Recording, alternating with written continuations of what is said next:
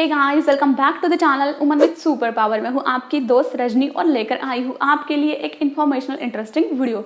So guys, कुछ दिन पहले हमारे चैनल पर एक वीडियो अपलोड हुआ था जो कि था स्टरलाइजेशन ट्यूबल लिगेशन मतलब नसबंदी के ऊपर, जिसमें मैंने आपको बताया था नसबंदी किस तरह से होती है, कितने प्रकारों से होती है, किस एज में आपको नसबंदी करानी चाहिए, नसबंदी के क्या सक्सेस रेट होते हैं, सारी चीज़ों के बारे में उसमें मैंने आपको बताया था।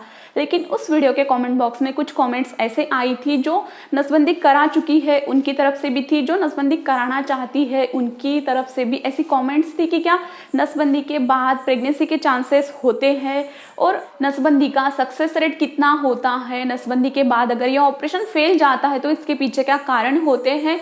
आपके इन्हीं सारे सवालों के जवाब लेकर आई हूँ मैं खास आज के इस वीडियो में। तो आज के इस वीडियो में आप जानने वाले हैं नसबंदी के बाद प्रेगनेंसी के चांसेस कितने होते हैं, कितने एज तक ये बढ़ते रहते हैं और कितने सालों में ये चेंज होते रहते हैं, और उसके बाद नसबंदी का ऑपरेशन फेल होता है तो ये क्यों होता है, इसके पीछे क्या रीज़न होते हैं। इन सारे सवालों के जवाब आज के इस वीडियो में आपको मिलने वाले हैं, तो वीडियो को कंटिन्यूअसली देखिए, बिल्कुल स्किप किए बिना। और अगर आपने अभी तक हमारे चैनल को सब्सक्राइब नहीं किया है तो वो भी कर दे, साथ में दिए गए बेल आइकन पर भी प्रेस कर दे ताकि आपको मेरे अपकमिंग वीडियोस की नोटिफिकेशन मिल सके। तो चलिए वीडियो को करते हैं स्टार्ट।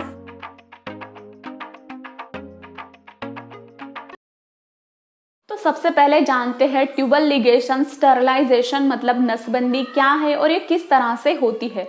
तो नसबंदी को गर्भ निरोधक का सबसे बेहतरीन तरीका माना जाता है। इसका सक्सेस रेट 99% होता है, तो ये सबसे बेस्ट तरीका है प्रेगनेंसी को रोकने के लिए। और इसमें होता ये है कि आपके दोनों के दोनों फैलोपियन ट्यूब को काट कर बांध दिया जाता है, जिससे आपके ओरी में से निकलने वाले जो आपके एग्स है वो गर्भाशय तक नहीं पहुंच पाते और प्रेगनेंसी नहीं रह पाती। तो 99% प्रेगनेंसी नहीं रुकती, सिर्फ 1% चांसेस होते हैं कि आपको प्रेगनेंसी रह सकती है, क्योंकि इसमें बहुत सारी चीज़ें ऐसे होती है। आपके फैलोपियन ट्यूब को बांधने के बाद हो सकता है ये बढ़कर फिर से जुड़ जाए या इस तरह से होता है, तो प्रेगनेंसी के चांसेस 1% इसमें होते हैं। और आज के इस वीडियो में हम इसी 1% के बारे में जानने वाले हैं। और एक चीज़ आपको बता दें कि अगर स्टरलाइजेशन के बाद आपका डिसीजन बदल जाए या फिर आपको लगे कि आपको और बच्चे चाहिए तो आप इसे खुलवा भी सकते हैं, जिसे उल्टी नसबंदी कहा जाता है, जिसके बारे में इसका क्या सक्सेस रेट है और सारी इंफॉर्मेशन हम नेक्स्ट वीडियो में देखेंगे।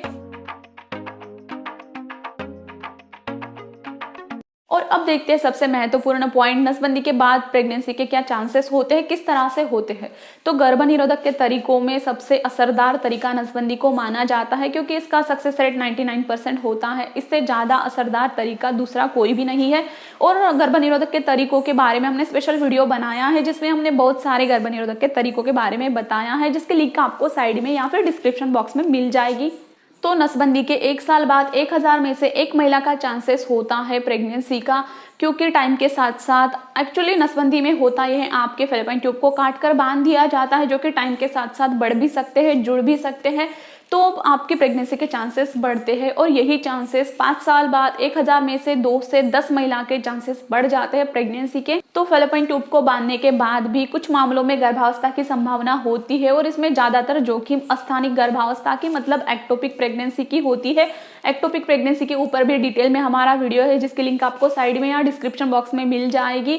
तो इसमें ये होता है कि आपका जो बच्चा होता है वो गलत जगह पे बढ़ने लगता है, मतलब फैलोपियन ट्यूब में इस तरह से बढ़ने लगता है, जो कि आपके लिए बहुत जोखिम भरा खतरे से कम नहीं होता है।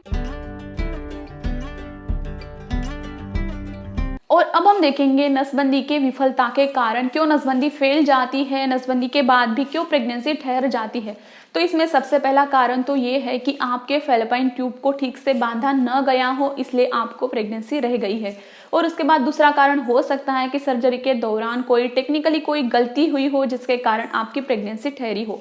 और उसके बाद तीसरा कारण हो सकता है कि आपके फैलोपियन ट्यूब को ठीक से पहचाना न गया हो और आपके फैलोपियन ट्यूब के जगह आपके शरीर के कोई दूसरे अंग को बांध दिया गया हो। और नसबंदी फेल होने का एक और रीजन आता है पुनर्निर्धारण। तो फैलोपियन ट्यूब को ठीक से बंद न करने के कारण ये फिर से दोबारा निर्माण होने लगती है, जिससे प्रेगनेंसी के चांसेस होते हैं।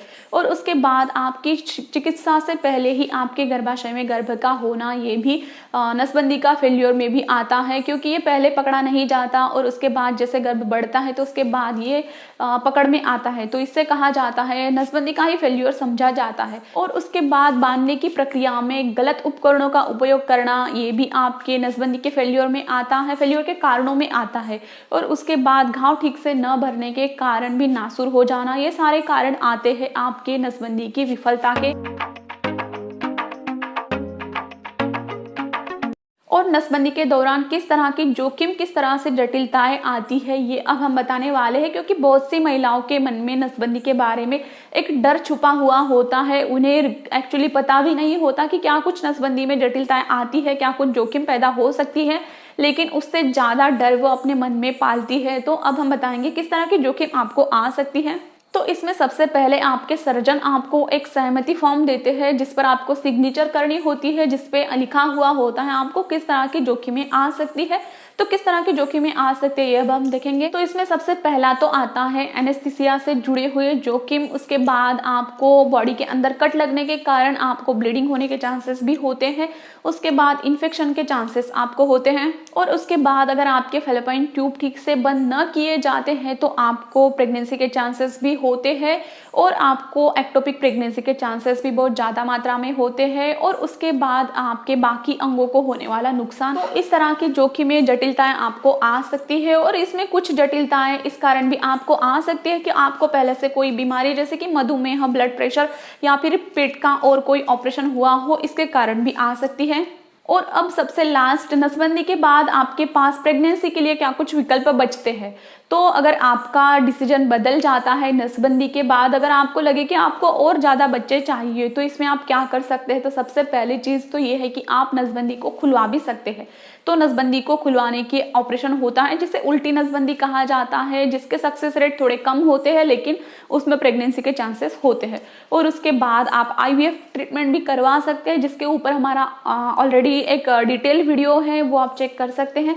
और उसके बाद सरोगसी भी आप कर सकते हैं, सरोगसी के ऊपर भी हमारा एक डिटेल वीडियो है, वो भी आप चेक कर सकते हैं। तो नसबंदी के बाद भी गर्भावस्था को रखने के लिए आपके पास ये सारे विकल्प रहते हैं। तो नसबंदी गर्भावस्था को रोकने का एक अच्छा तरीका है, असरदार तरीका है, लेकिन 100% सुरक्षा ये नहीं देता। तो इसलिए अगर आपको नसबंदी के बाद भी प्रेगनेंसी के कोई भी लक्षण आपको दिखाई देते हैं तो आपको डॉक्टर के पास जल्द से जल्द जाना चाहिए। सो गाइज, आज के इस वीडियो में बस इतना ही। आई होप आपको वीडियो अच्छा लगा हो। अगर लगा हो तो वीडियो को लाइक करना ना भूलिएगा। और अगर हमारे चैनल को आपने अभी तक सब्सक्राइब नहीं किया है तो चैनल को सब्सक्राइब भी कर देना, साथ में दिए गए बेल आइकन पर भी प्रेस कर देना। तो चलिए मिलते हैं नेक्स्ट वीडियो में, तब तक के लिए टेक केयर, बाय बाय।